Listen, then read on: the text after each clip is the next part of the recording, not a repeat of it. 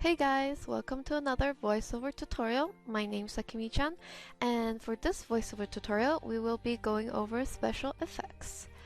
I have gotten some suggestion from some of you requesting that, and I thought it was a pretty good idea and that it would be a nice switch up from the usual tutorials that I have done. So, we're gonna be covering cloud smoke and then glitter sparkle. I'm not really sure how to say it, but pretty much all the shiny stuff that usually is seen in my work. And last but not least, power lines. I'm not really sure how to describe them, but pretty much power lines, what I meant to say is those really special effects. It's kind of hard to explain, but pretty much uh, like graphical line segments that is shiny that represents like power or something like that, or magic. So that's what we will be covering for this voiceover tutorial, special effects. Let's get started. First up, we're gonna have clouds and smoke.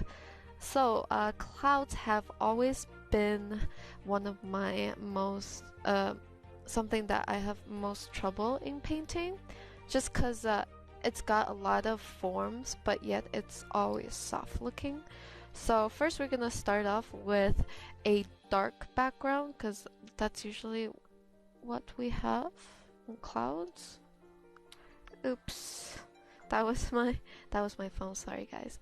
So usually we would ideally start off with like a blue background depending on what time of day it is.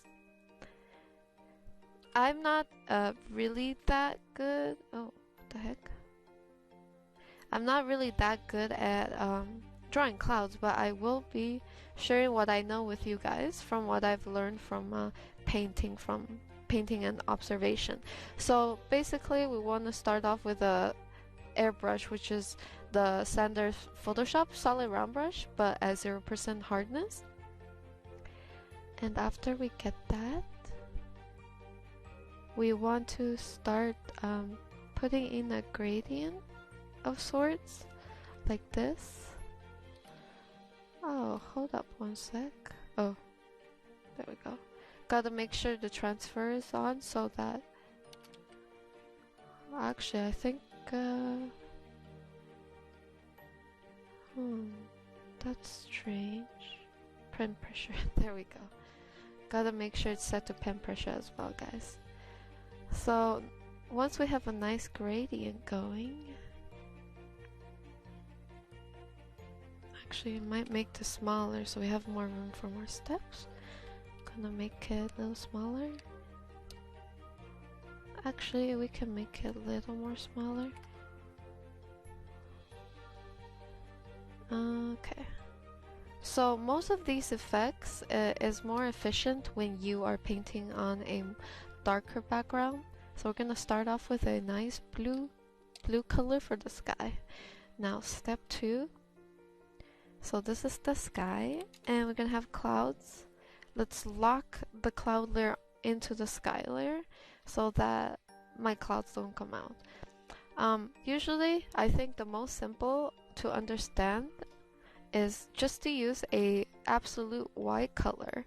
Now make sure you still have the pressure transfer on so that you can manipulate between the density of your brush strokes. So again, we're gonna go with a soft brush, but this time let's put the hardness to like 70% ish, so we'll have a bit of softness in there, but we will have mostly a more sharper edge, but it will still look a little soft. So let's get started. So clouds is very interesting. It's got a lot of poofiness, a lot of small details, so I would suggest definitely to kind of go in with a bigger brush for the larger the body content, and then just use a smaller brush for the tiny bits that clouds usually leave. So as you can see, it's starting to form a kind of cloud.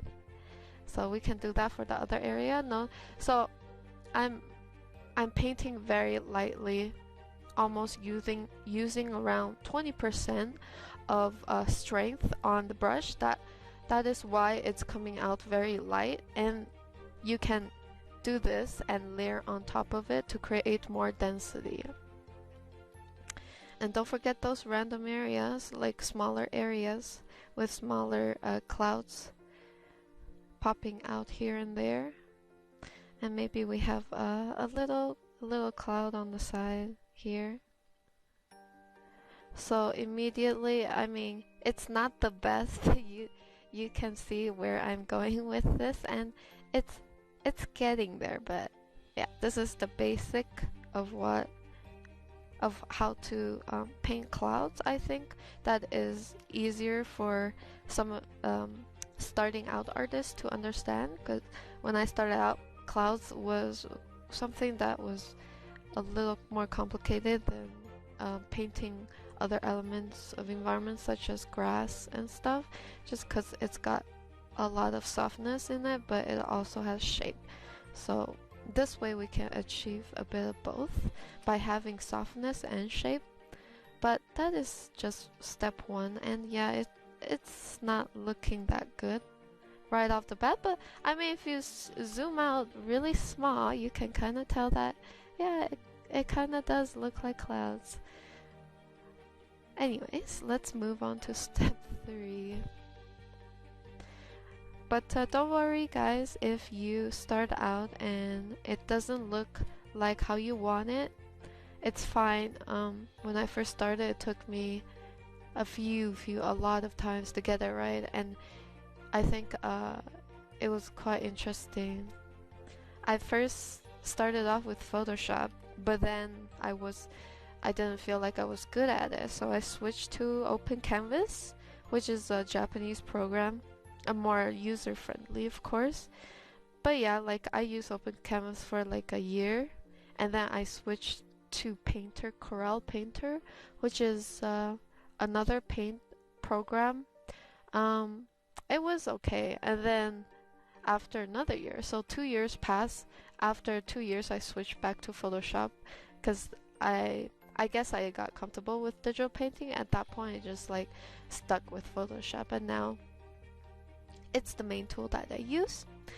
So yeah, don't get discouraged if you feel like you're not getting anywhere. It really takes time, and sometimes it just takes some different experiences. Maybe try different programs to kind of get used to it if one program isn't doing well for you. And that is how I kind of just learn how to digital paint. But yeah, let's continue off. So as you've noticed, because we've been painting at 20% pressure when we paint, there's a lot of nice layering of the white tone against the blue tone, and this is why you see like a bit of shadow. Even though I did not create this manually, I layered on the white and created a shadow and highlight that way. So now we're just going to kind of refine on that, and we can definitely be using other tools such as the erase tool to kind of erase parts of it. Make sure your erase tool is also have transfer on and both pen pressure is selected, so that it's got more softness to it instead of hardness. So, and of course we're gonna make sure the erase tool also have a bit of a softness to it, so let's put it at 50%. So ideally what you want to do is erase and then go back and use the eyedrop tool to select the color and then put it back on, pretty much. So what you will be doing is just painting and erasing to form shape, and also use the eyedrop tool to select color and blend as you go along.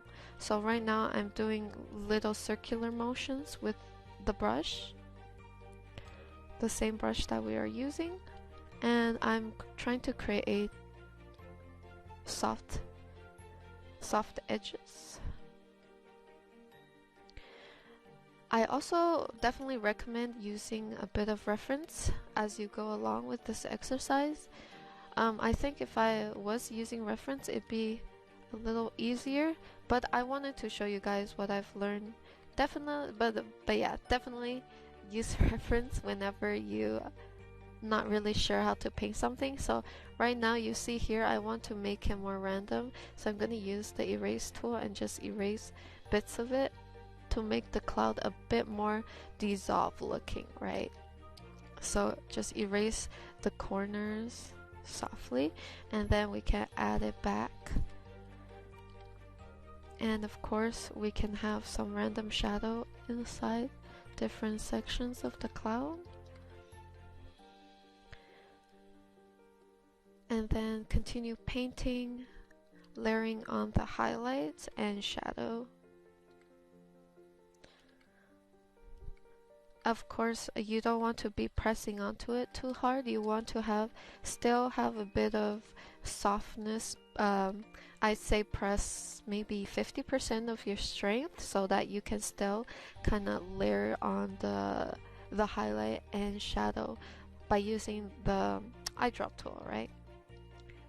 So now I'm going to focus on the shadow. Notice how I picked the color of the shadow itself. And let's just keep going down here. Now it's getting very fluffy. I want to start erasing bits of it, or large chunk of it actually. Create a more soft looking cloud. So now if we zoom out, it's starting to get there, right? And we can do this to the other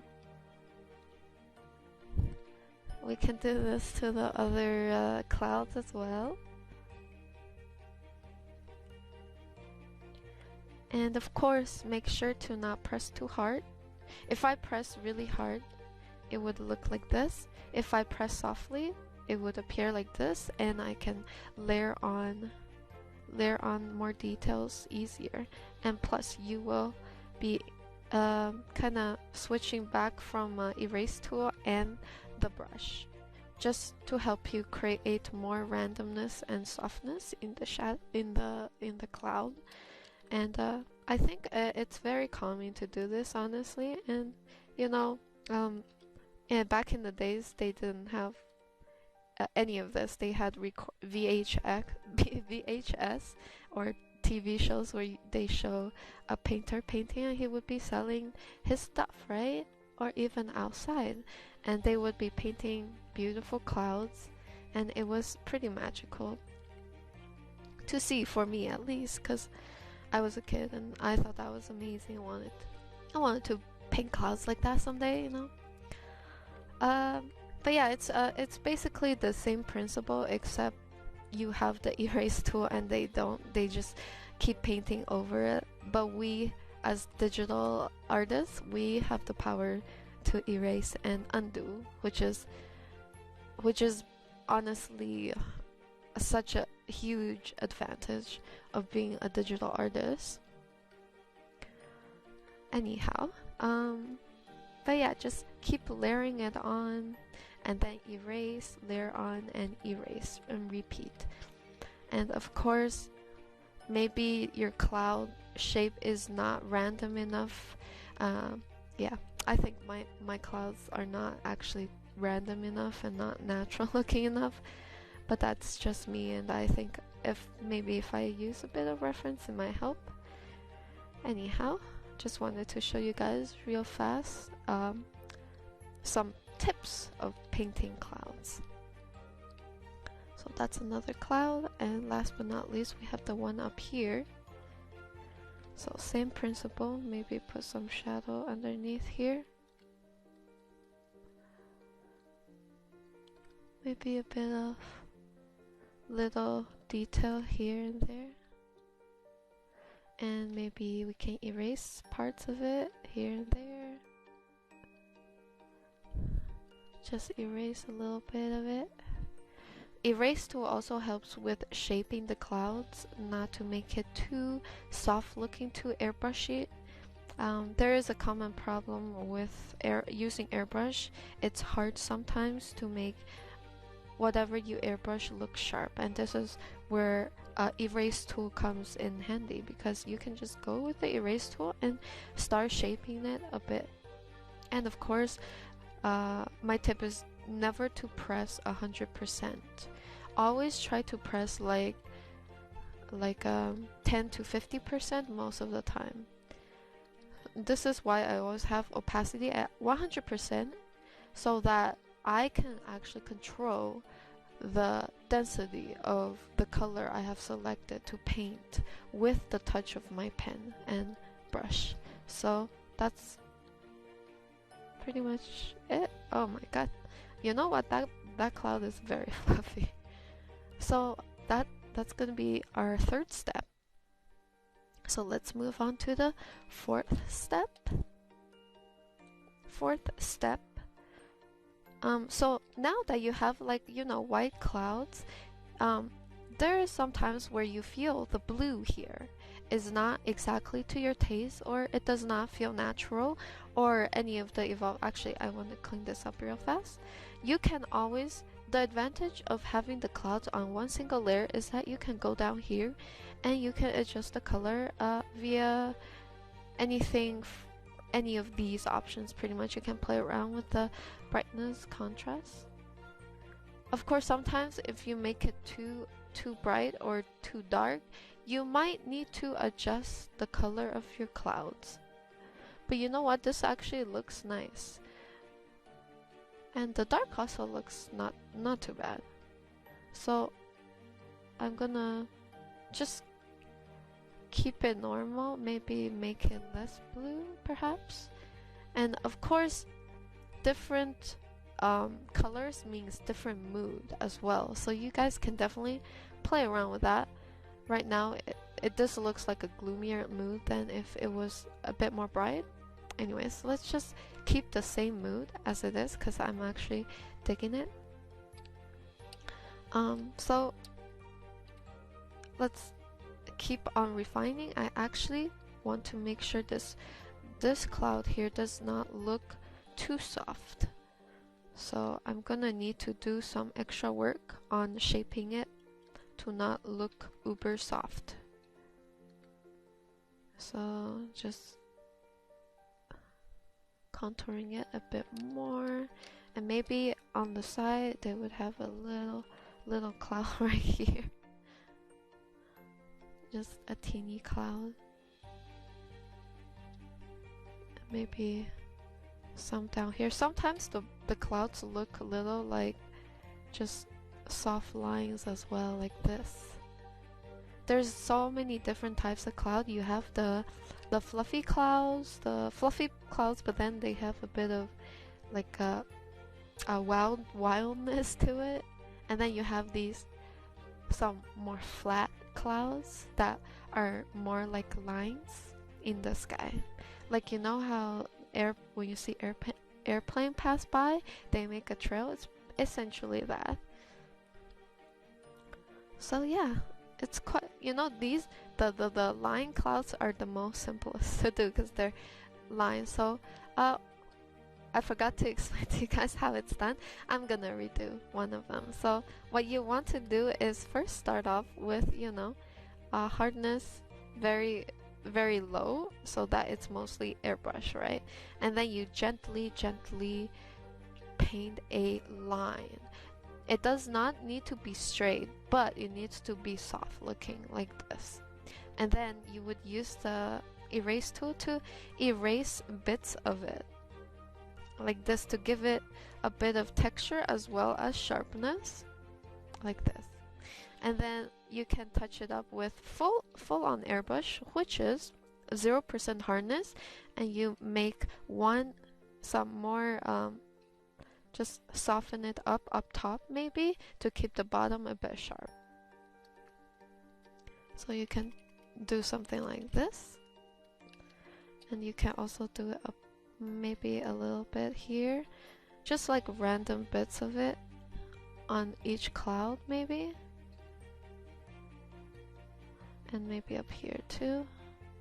Again, I'm definitely not an expert on clouds, but from what I've kind of observed, it's usually sort of like this, or maybe I have a preference for fluffy clouds. But yeah, the main theme is just to layer it on with a soft brush gently and erase it off with the erase tool. Of course, the erase tool will have almost the same brush setting as the brush itself, as in we must have transfer on the erase, and also we must have a bit of softness or hardness. I mean, you guys can definitely experiment on that. So yeah, that's pretty much it for that. Oh, I forgot to save. I'm gonna save outside of this. So final step, let's just do a final little touch up of the clouds.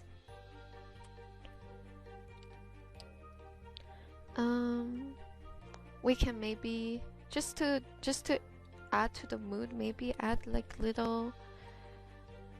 some little bird silhouette using white, just to add to it, add to the atmosphere. It's always nicer to have a bit of silhouette here and there. And then you can keep refining it. You can also use the smudge tool to help you along. Kind of like this, maybe. Just to blend it better. Smudge tool helps you blend a little better. So for this smudge tool is actually a very standard one. My setting is 50% strength, transfer on, airbrush mode, which is 0% hardness. Sometimes you don't even need this smudge tool if you have a good shape for your cloud and you don't even need to smudge, maybe just a little bit. It kind of helps, but it's not the main part of painting clouds. Of course, there are different artists that does it amazingly. I just never gotten comfortable around painting brushes with the smudge tool too much. I just use smudge tool sometimes to kind of clean up the details or blend in the details. Something like this.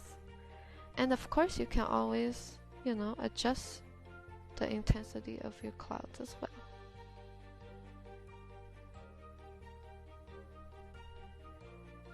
Somewhat like this. Oops. So yeah, I think that's it for clouds. Actually, I would like to kind of erase a bit of this cloud here. Maybe add a bit of shadow underneath by erasing parts of it, and I'm gonna paint it back, of course.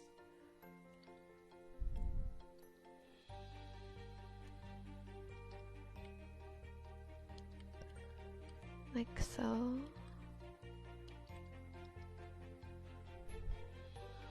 Just to put a bit of more volume into it, because I didn't have too much volume on it before. And once you have painted, you can go in and kind of refine it a bit more. So using a softer brush, I'm going in and kind of blending it in a bit more, and then maybe extend the fluffy areas down a bit and use the erase tool to define some of that shape. Like that. And probably want to erase bits of here too, because it's looking a bit soft and I want to make sure it looks solid enough. This clouds is very tricky. It needs to look sharp and soft at the same time. It can be kind of relaxing to paint them as well. A bit soothing, I would say. Maybe it would have a bit up here too. And of course using the erase tool to erase bits of it. Wanna create like a very soft feel for the clouds. We have bits detaching from this big cloud. So this is a very pretty basic cloud, I would say. A standard white cloud in against a blue sky. Of course there's many other clouds, such as the clouds that is up against a sunrise, or a much more colorful background. Those clouds are a lot trickier because it's not just white and blue tones that you're dealing with, it's multiple colors. Those clouds are essentially done the same way, except you just have to keep in mind the colors. And I think it's more complex for me anyways. I've done it once on the Cinderella night piece that I painted, and it was very tricky. But definitely using reference will help immensely if you guys are willing to experiment on that. But yeah, I just wanted to show you guys a very basic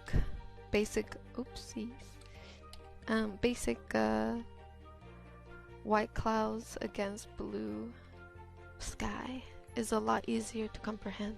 But yeah, now that I have refined it, it's still a little blobby, as you can see. A bit blobby. But I mean, if you guys zoom out, it's not too bad. If you zoom out a lot, it's not too bad. So that is that for clouds. I think I went a little overboard. Maybe if I resize it a little bit. Or did this? I'm not sure. I think I overdid it a little bit. But anyways, just to show you guys what could be achieved with this technique. Maybe I'll make my sky a little less colorful by turning down the saturation. Maybe up. Wow, that's interesting. Just testing out. So different background color gives different feelings. Interesting. Maybe we'll just give a bit more gradient, so use the airbrush to kind of brush on a bit of light color on the bottom. Like this. And maybe we can try to add a bit of color in it, like a bit of pinkness. Like it's a bit of sunset. Actually, maybe not pink, let's try orange.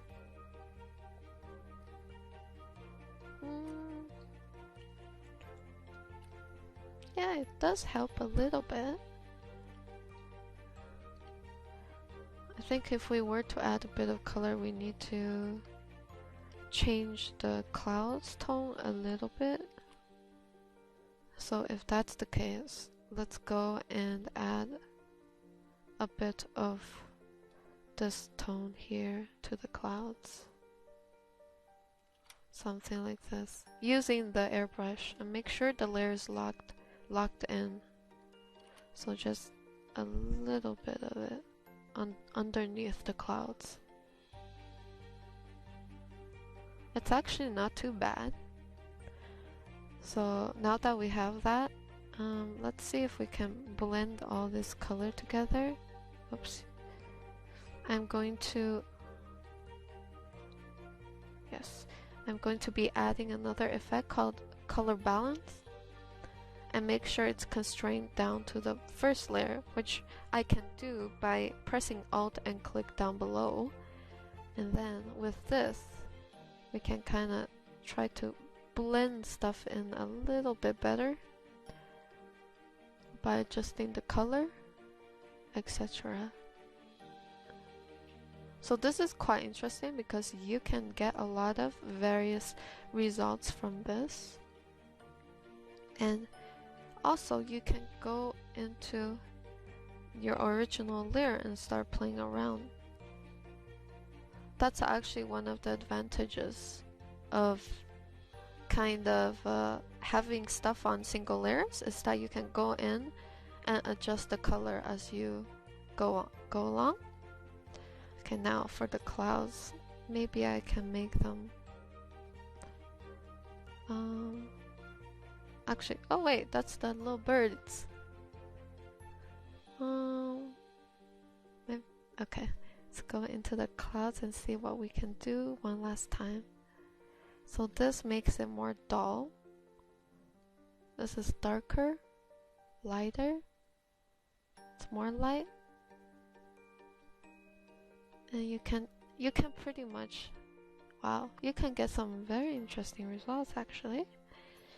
I actually did not expect this. I have not, this was actually not part of my workflow, but I believe that other artists have done this, something similar to this, because I think it's pretty awesome.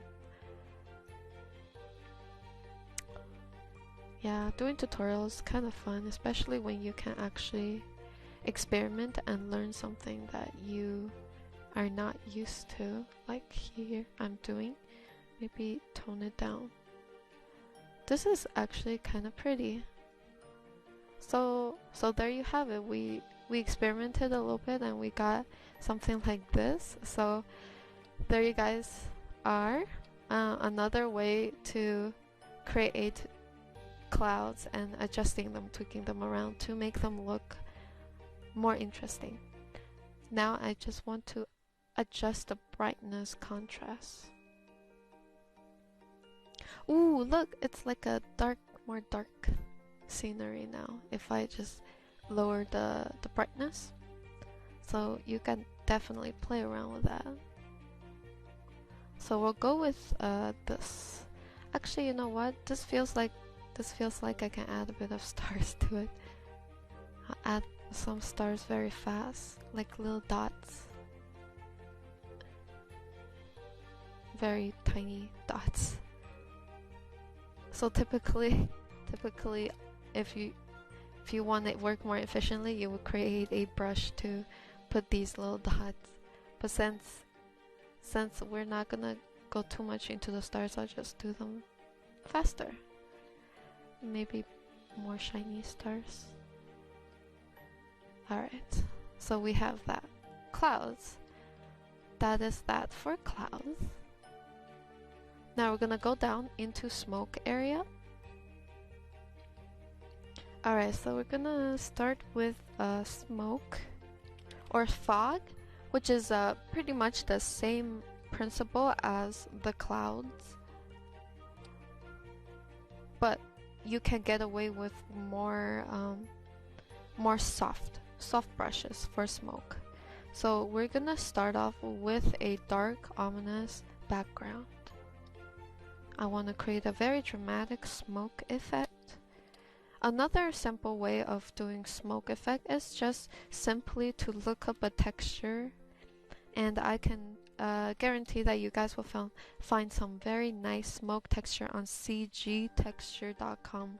I think now they're called something else. It's been a while since I went on their website to look for textures, but pretty much they give you 10 megabyte worth of free textures per day that you can download, and you can pay for more if you want, more to have more download power, but I think 10 MB is sufficient, and you can just look through their library. They have a lot of textures, and usually the industry people from game, movies, etc., they go there and they use textures from there. And it's funny, it's a saying that all industry people, when they see a concept from someone else that's working in the same industry, they can a lot of times tell which texture they use, because a lot of textures come from that side, and it's like a common thing to use it. So yeah, that's pretty funny. Anyways, so very simple smoke is a lot easier than cloud because mostly you want to keep it transparent, thus using more airbrush. So right now I am on 100% airbrush with 0% hardness on my basic round brush. I'm making it a decently big size so that cover areas that I want the smoke to be at, and also I am painting very lightly at 10%. So after that, you see now we have a very rounded looking silhouette that is super airbrushy but soft at the same time, and that's what we want. We want soft. And now you guys guessed it, or maybe you didn't, I'm not sure. We're gonna go in with our erase tool and start erasing. So this will help shape the sharpness, create the sharpness of the smoke, because smoke has a form, although not much. You want to give your smoke more form. So just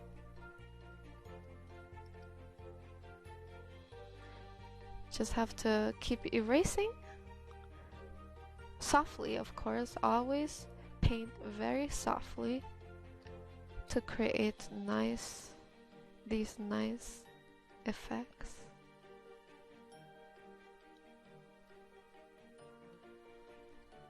There we go. So now we have a nice shape here. Maybe go in back again with more smoke. This time maybe add a bit of it to form like a really powerful smoky feel to it in a spiral. Have a bit of action in there, you know? But of course you go back in once again with the erase tool to kind of shape it up a bit. You guys don't need to erase all bits of it, just parts of it, because you still want to have a bit of softness in there. Even though you want to shape it up a bit, you want to keep a bit of the softness. There we go. So that is foggy or smoke. It's not actually like cigarette smoke sort of deal, but it's the same principle. The way you paint it, just in different silhouette. So now that we have that, maybe we can work on the background a little bit. Usually let's make it a gradient background. So we have a bit of gradient in the middle, and maybe have a bit of highlight up top. Actually no, maybe a bit of this color. Actually, let's make it red. It's more dramatic that way. So if you change the color, it should follow along as long as it's kind of dark.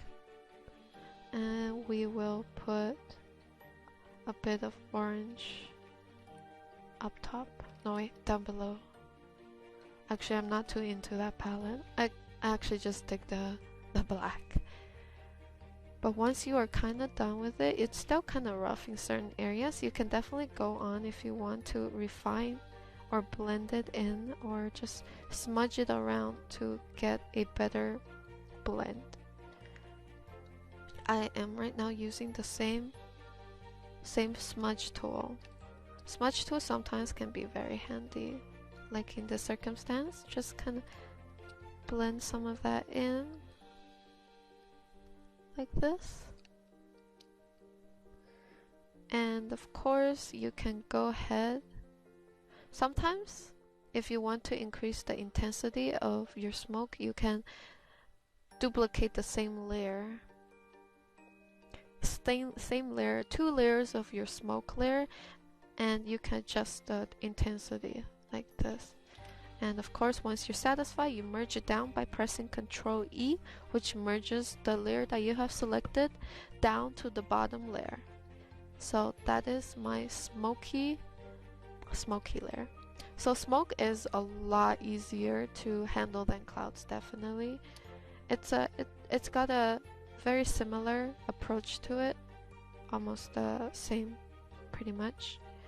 So let's go on final step to just refine it a little bit or even add some small little details to it. Using my eyedrop tool, I picked up the color and I'm just going to go in and kind of just add smaller details. Very small details.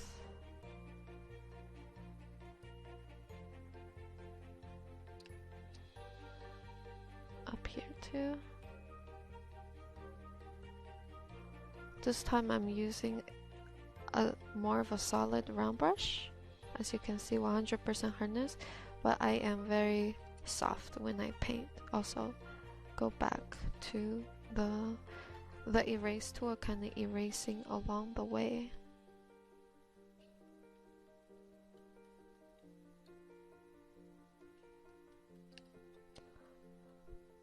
Somewhat like this.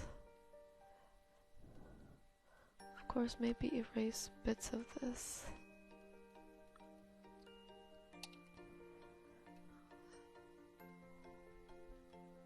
So kind of like this. Maybe make sure that this bit is connected to that bit. To make it more. I think it's getting a little too organic. Just gonna undo that part. Erase.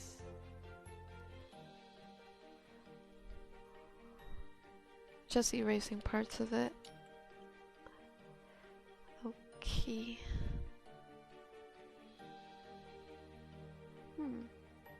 Alright, so I think that's pretty much it.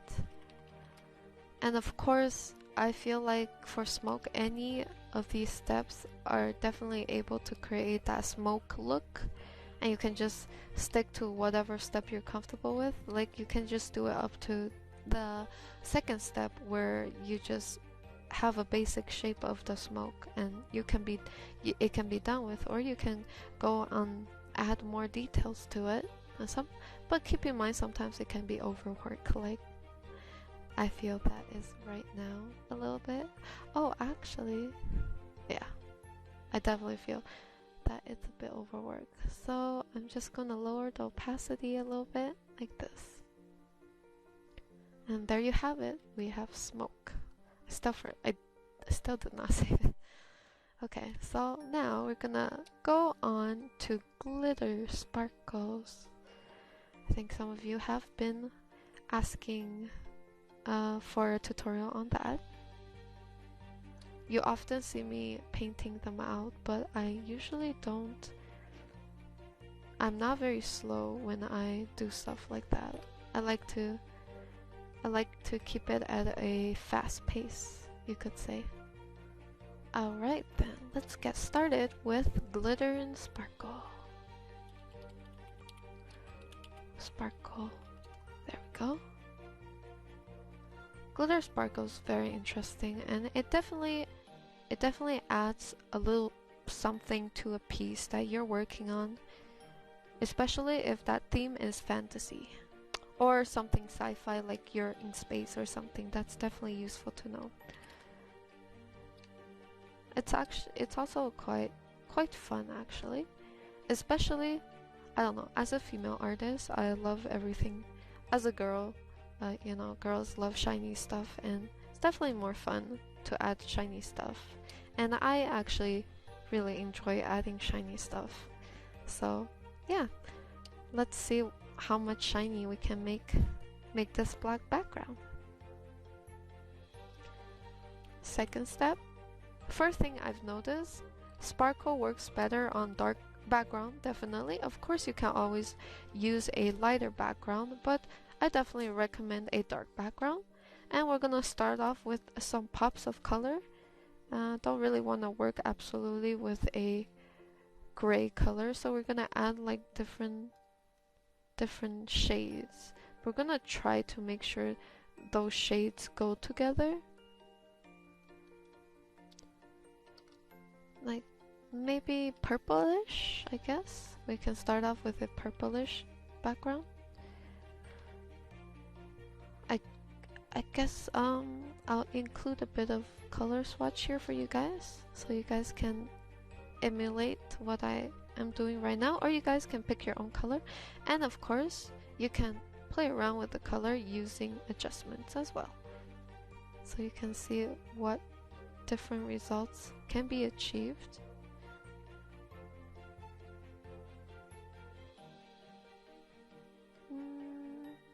Let's go with like a purplish background. I think that's pretty nice. So once you have the background all done, usually I like to keep all the sparkle on separate layer. Yeah, a separate layer. So you can either use a sparkle brush, which you will need to make by yourself, which is not too hard. I will show you guys a way of doing it. So make sure your brush size is very small, and let's make sure your sparkle is a lot brighter than the background. So white would be nice, or just a not perfectly white, just a little bit, have a little bit of white with a tint of whatever color you want. And then we're gonna go into the brush setting, which looks like this little thing, or you can go into Windows and open it up by selecting brushes, which will pop out this this option right here if you don't have it. So we're gonna make sure transfer is on, and then we have make sure scatter is on, and we're gonna make sure spacing is a little further, and then sharp dynamics, we need it. Play around with the angle, play around with the round jitter, play around with the maximum diameter, and turn this, just play around with a bunch of this, and then go into scatter again.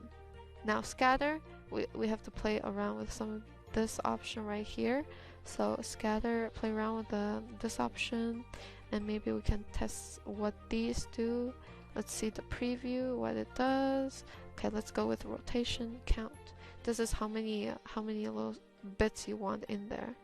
Jitter, counter jitter. I'm not too sure what this is, but you know, play around with that if you want. Let's make sure there's quite a bit of count and have a bit more spacing to it. And you know what? Let's turn off the roundness jitter, because we want it round. Actually, let's go scatter pen pressure. Something like this, maybe. So this is our first attempt. It actually looks like a disco thing. Hey, it does. But yeah, so you would have to play around with this type of stuff until you get something more random, right? So yeah, let's go into scatter, put it in off, both axes. Okay, now this looks more random. Yeah, this is definitely more random. So a way of doing sparkle is this. I'm just gonna do I want to do a very broad shape. Actually, maybe like little sparkle twirls like this, and have the more dominant sparkle up top, and then gradually fading down here. Of course, we'll need to make the size smaller as it goes down. So this is one way of making like a sparkle line.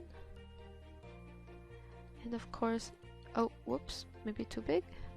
Add more sparkle up here, because that's where it's like in perspective, you have the more prominent sparkle up top, and then compared to the lower ones, as it fades down below. Sorry about my English. Okay, so we have something like this, which we did using the brush we made. So maybe we add a bit of random sparkle here and there. But I find that adding random sparkles around your piece should be done manually because it makes it look a little more random, and I will explain to you guys why. Right now I'm using a brush, but it's very hard to get that random feeling to it. It's good for like segments or segment sparkle lines such as this, because you can kind of get a nice shape, a nice solid shape with it. But anyways, let's keep going. So this is our first sparkle line. We want to make sure this sparkles really nice, so we're gonna go and duplicate this layer and make sure to put it on overlay. Or was it color dodge? I'm not sure.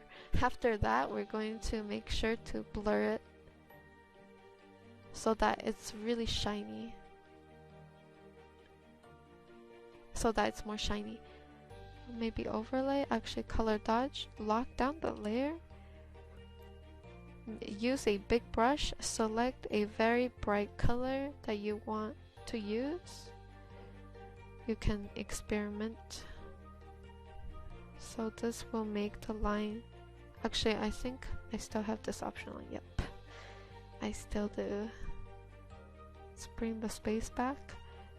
Bring your brush back to normal. Maybe I want this to be super pink. Color dodge, let's see how it would look with more. So with more, with two times the layer, it will add more intensity, definitely more intensity.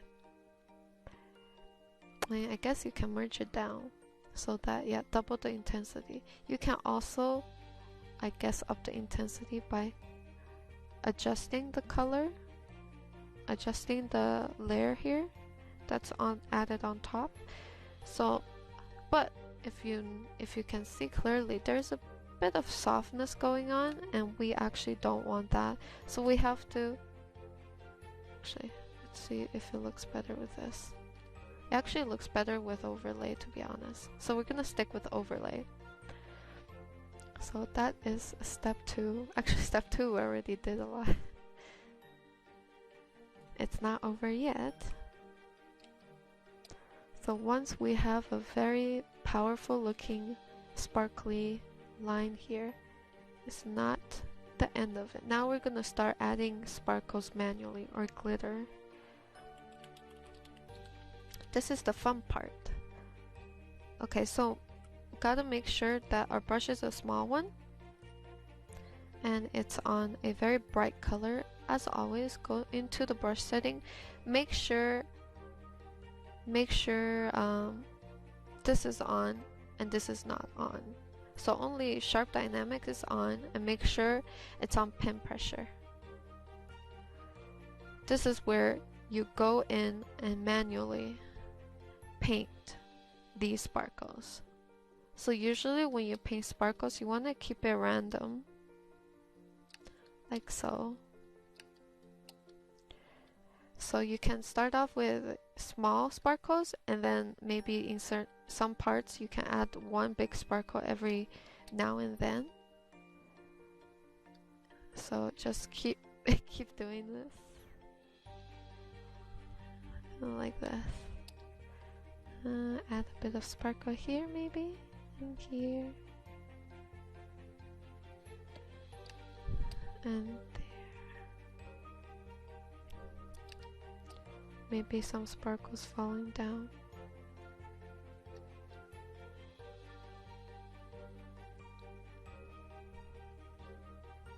Some more sparkles falling down.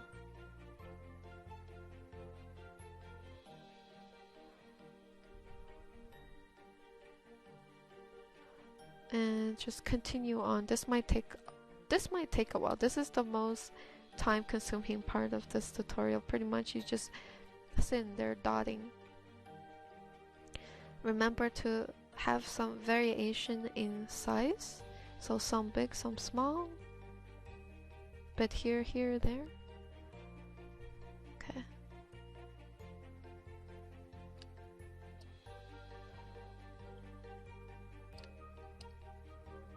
go. So we have some bit of sparkles here and there. I still want to make sure it looks like it's kind of falling, so I'm gonna put some more sparkles in those areas where it feels like the sparkles is falling down. So gotta layer some more on these areas, but still keep in mind, gotta keep it random, fairly random looking. But we still want to make sure that it conveys that it's falling from this main line of sparkles. Kind of like the nice Disney feel. The Disney intros that you see in all movies. You have like a, I guess, Tinkerbell flying over the Disney castle. You see like a trail of sparkles and it fades downward. Kind of like that.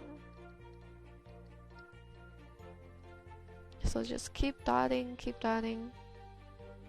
It's a lot of dotting, honestly. Okay, once you have something, I guess, like this, satisfactory. Of course, more sparkles could be added.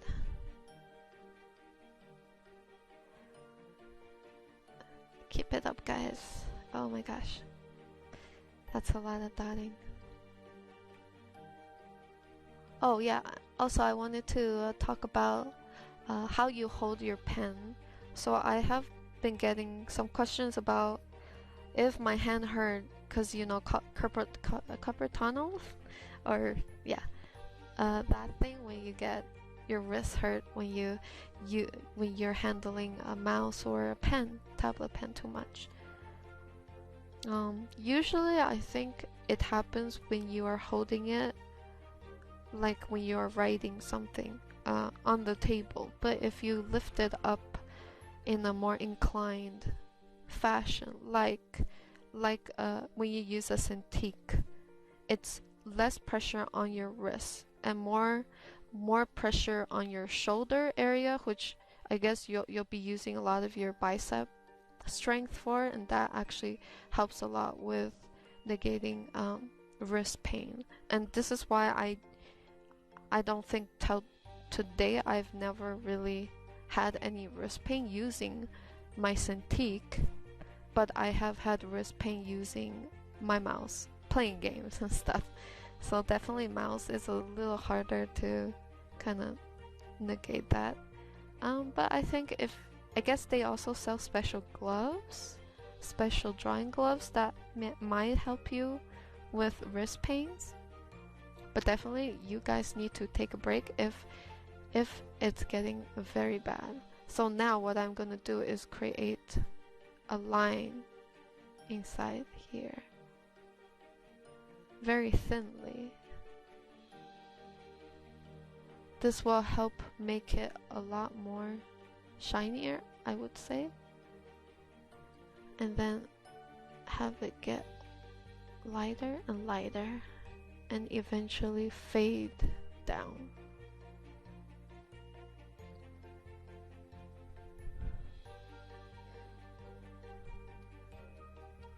Somewhat like this. So now this is our hand painted sparkles. And of course we're gonna do the same we did the other one. Duplicate, blur it.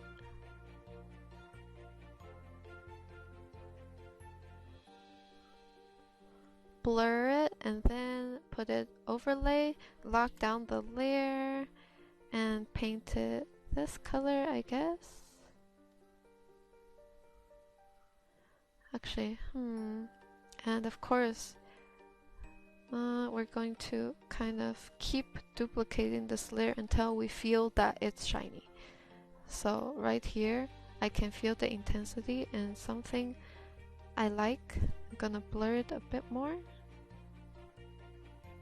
maybe just a little bit more. There we go. I mean, if you zoom in you can see all the little paint strokes, but if you zoom out it's actually not too bad. This is why painting on big canvases is good, because then you can resize the canvas and then it will look a lot cleaner. But for now, we're gonna you guys are gonna have to bear with the very rough looking lines. Yeah. But yeah, that's third step. Now fourth step, I'll show you guys another type of sparkle. There's many types of sparkle. And this one we're gonna paint it manually once again. So this one is a little more fun. At least I find it's fun. So we're just gonna create, so the sparkle will generally look like this. Like a little star. Like that. And you guys can definitely make a brush that looks like this and just use the brush. But for now, we're gonna paint it manually. I think it's a good practice as well. So just these little dots, these type of lines pretty much. Maybe put some on the edges of these little curves. Maybe one here, maybe two of them together, like a small one and a big one, and maybe a big one up here.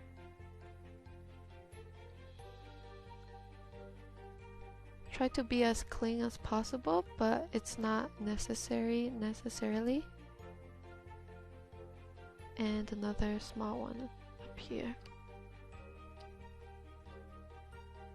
And then another one here maybe. So you just want to add a little bit of it everywhere. I guess we try not to overdo it, but sometimes it's hard not to overdo sparkles because you really want to, well, I mean, especially with this tutorial, I really want to make sure that it hits home with how sparkly it is. So maybe add a little here because we don't have any on this side. Always keep in mind. And now you can just go on and add like X's here and there. Try not to make it too symmetrical. I don't want to create a line here, so I'm gonna erase that. Maybe add one more here. So another sparkle. And after we have done that, we want to go in here, turn back on our transfer option, turn this off. Make sure we have an airbrush and make sure it's like a decent size, but not too big, not too small. And make sure you are on color dodge and make sure it's like a nice colorful color. And we're gonna go in here. Just paint lightly in the center of it to give that nice shine. Now, not all of them need to have it, just some of them. Because otherwise it'll be too shiny, and you can definitely kind of extend on that by adding a nice line that extends from both sides gradually up and down, very softly. You don't want to be too harsh on this.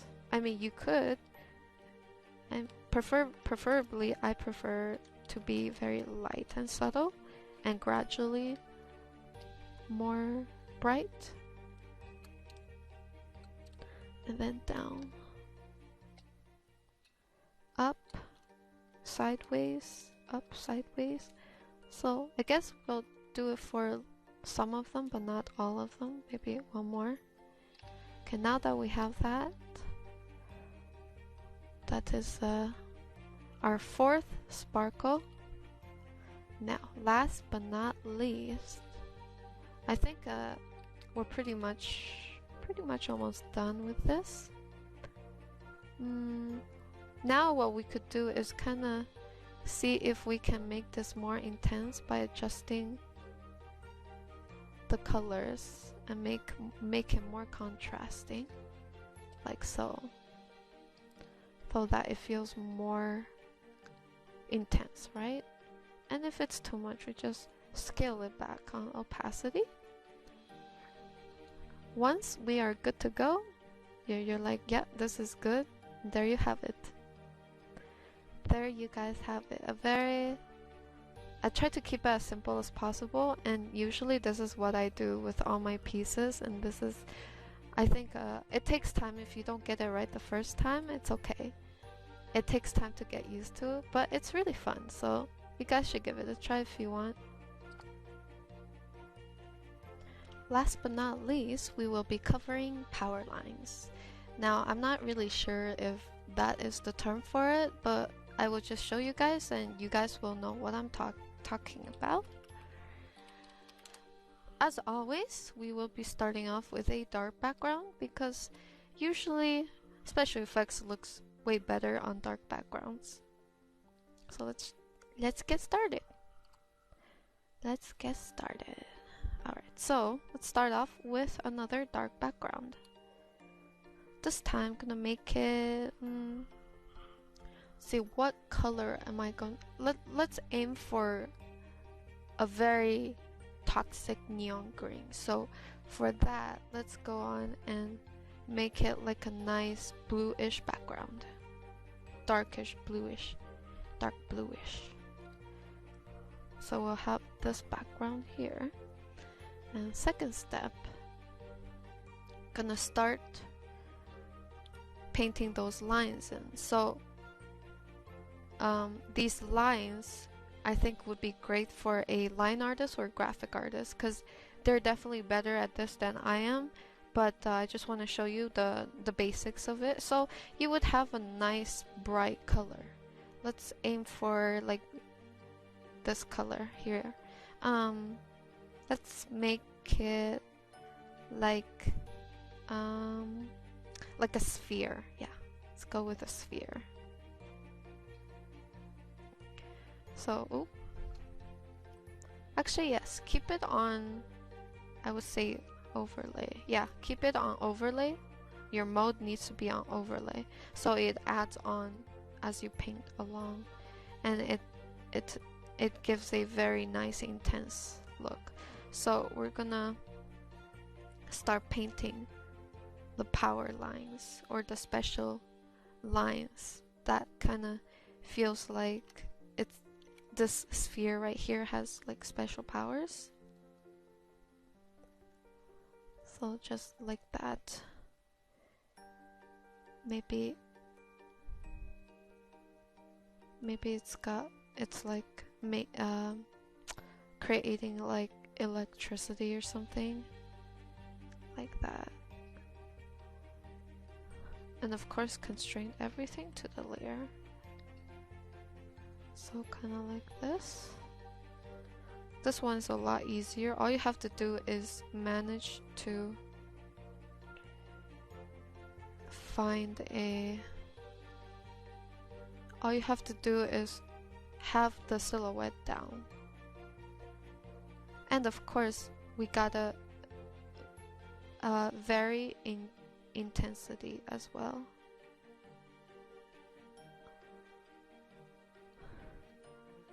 And of course, maybe some particle effects as well to add to that, right? So I'm not really sure what this is called exactly, but I mean, they're essentially lines and they feel like they got power to it. You're trying to paint that power. So just random lines, well, not random lines, specifically thought out lines, however, with a bit of randomness, because you do not want to make this symmetrical looking. I mean, you could, it depends what context, of course. Alright, so third step, once we have these lines, now I'm not perfectly satisfied with these lines. I can definitely go up to them and clean them up a little bit, and usually I would recommend that. So we're gonna go in with the erase tool and start cleaning it up. So while you're cleaning, you can also add more randomness, but it will be a lot cleaner.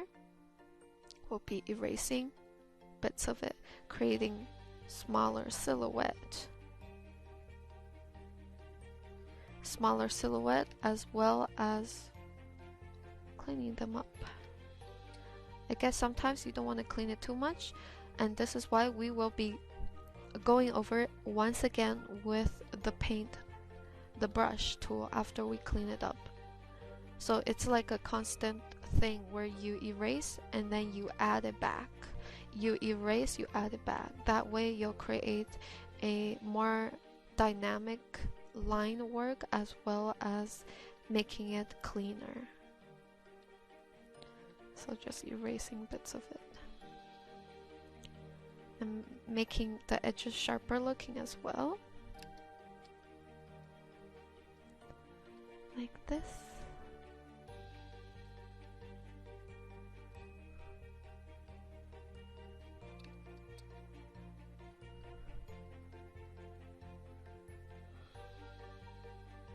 I'm going here, erase that, erase there too.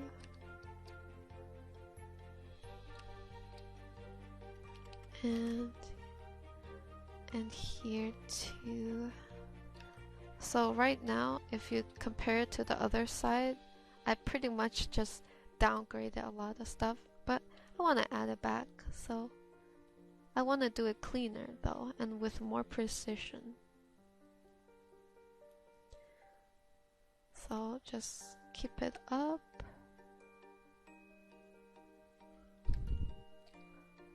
And here.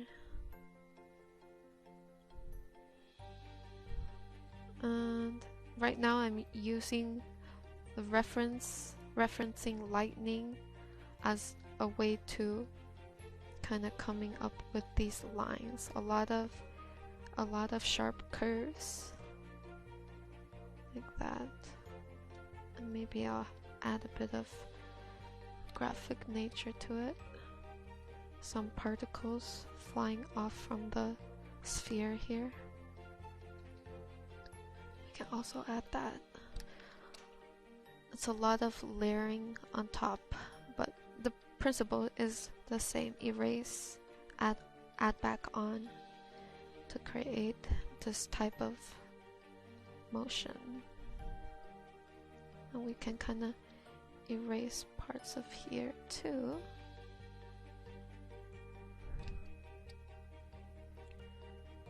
Like that.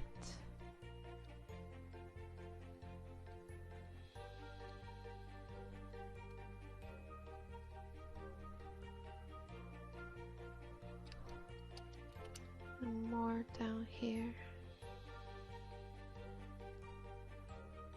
So now it's looking a lot more dynamic. At the same time, I'm trying to keep it clean. Of course, you don't need to be super clean because the roughness is also part of the charm. At least I find it that way. Unless you wanna, you can also experiment on how clean you want it to look.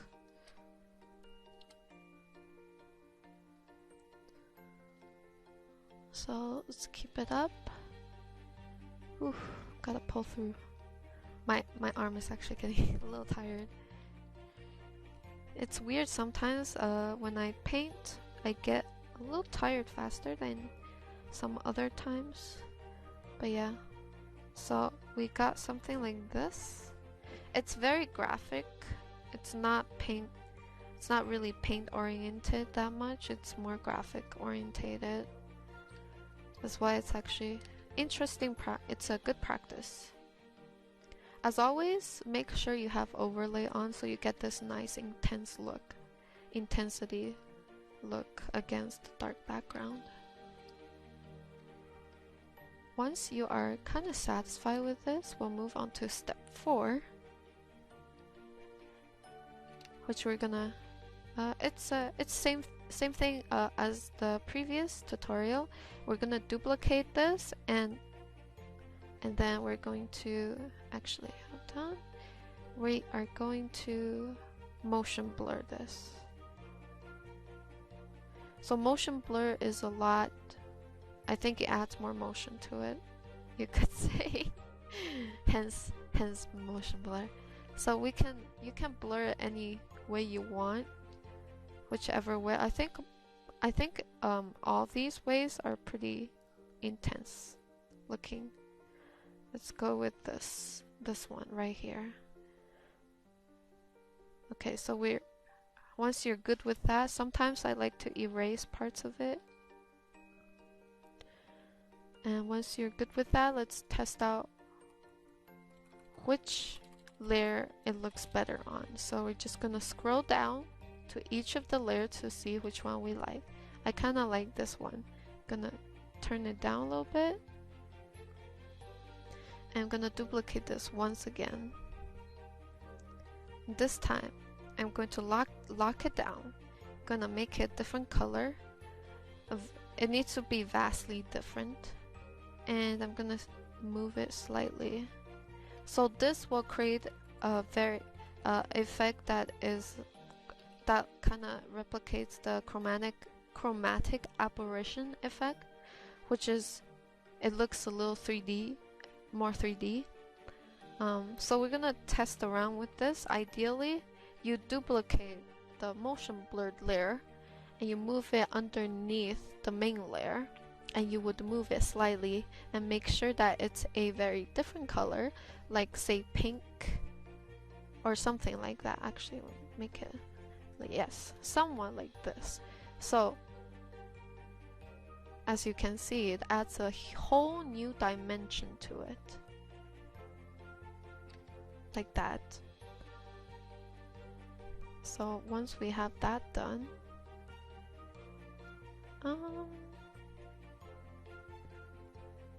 it looks a bit more 3D. Now, once we have that done, we can move on to the background and see if we can make it a little more intense by just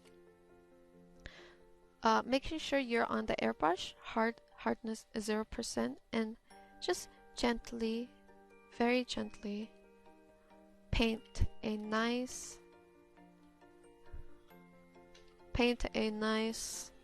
like gradient effect around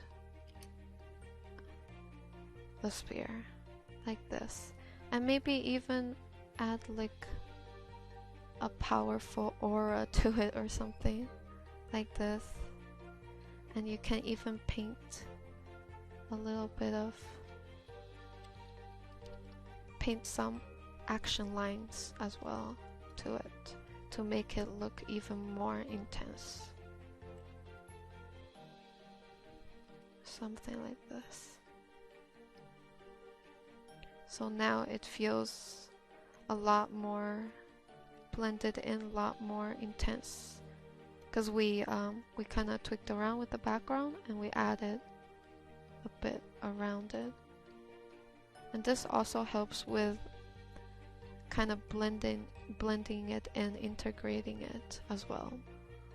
So once you're happy with the background, you can also kind of tweak around with it, make it more intense, even more intense, right? Alright, so now we're gonna move on to the last step. Okay. Oh, I forgot to, actually never mind. So this is step 5, and mostly we'll be just adding some sparkles. Yes, some more sparkles. Again, we're gonna go here, select a brightish color related to the power lines, the color palette that we've used. Make sure it's on overlay, and then we're gonna start putting some shine to it, some more shine. You can never get enough of these. Some more particles. Particles make it look more alive, definitely.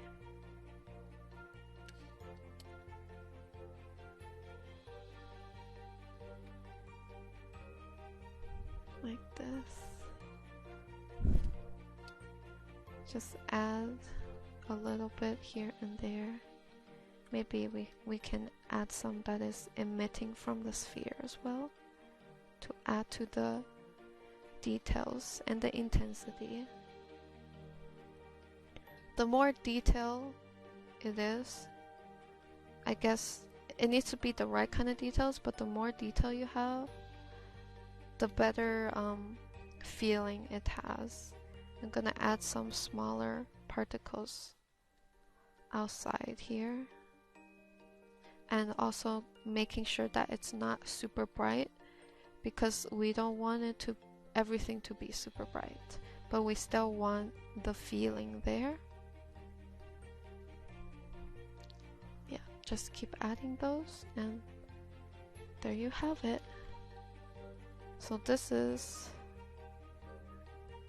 some more sparkle or bright lines, bright effects coming from the sphere, just to emphasize that it is super magical and it's emitting a super strong light and power. Some more effects, some more particles. Add more particles here and there to make it look more awesome, I guess you could say. And yeah, that's pretty much it. You can go in there and add more sparkles and refine it, etc. Of course, I will demonstrate. Actually, that's weird. Why is it not working? Oh, I think I have no. How about this? Huh? This is it, isn't it? Why is it not working?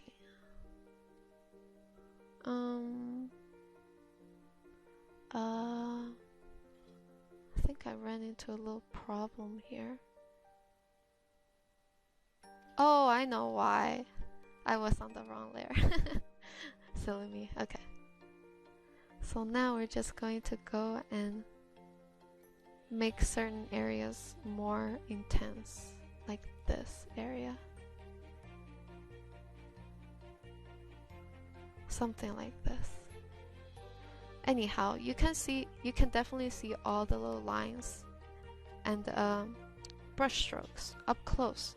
However, if you zoom out, it becomes a little more interesting and you can definitely see it better. So yeah, I hope you guys enjoyed that tutorial. It was actually pretty fun for me to demonstrate it for you guys as well. My favorite was the clouds because I actually learned something from it. The other ones I'm more used to it because I use them a lot in some of my pieces. So we'll do a quick recap of the tutorial with the clouds. So all of them have been painted using the amazing standard round brush from Photoshop, and we played around with the hardness from full-on airbrush to half airbrush to no airbrush to solid round brush. So definitely play around with that as you work on these, as well as we painted them and then we shaped the shape with the erase tool. So also very important to practice. I think it's a great tool to use, switching between the erase tool and the paintbrush tool. So we have that, and yeah, pretty much it. Definitely play around with the background color. The background color has a lot of stuff to do with how your effects actually look like, and you have to think about what color the background would be to accompany the special effects color as well. So yeah. Oh my god. I will see you guys in the next voiceover tutorial. I hope you guys have a great day. Take care.